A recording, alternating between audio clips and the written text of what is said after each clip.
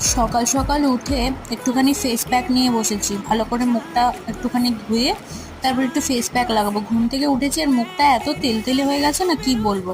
Face wash না করলে এখন একদম থাকা যায় না, সকালবেলাটা মুখটা একদম তেল হয়ে থাকে, তাই একটু ভালো করে ফেস প্যাক লাগিয়ে নিচ্ছি। আজকে তো অফিস ছুটি আছে, তো এখন আরামসে একটুখানি ফেস প্যাক লাগিয়ে বসে স্নান টান করে নেবো।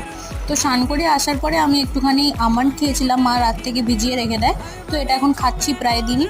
আর মা বাজার থেকে নিয়ে এসেছিলো আজকে একটুখানি ইডলি, সেটা খেলাম। আর এই শাকটা বাচ্চাটার নামটা কি তোমরা একটু জানলে আমায় বলো তো, আমিও জানি বাট তোমরাও জানলে আমায় বলো।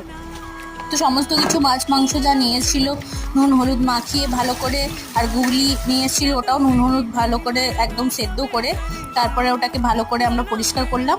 আর সমস্ত অ্যালবাম নিয়ে আজকে বসেছিলাম অনেক দিন পর দেখতে, কত ছোটোবেলার ছবিগুলো দেখছি আর নিজের কত ভালো লাগছে।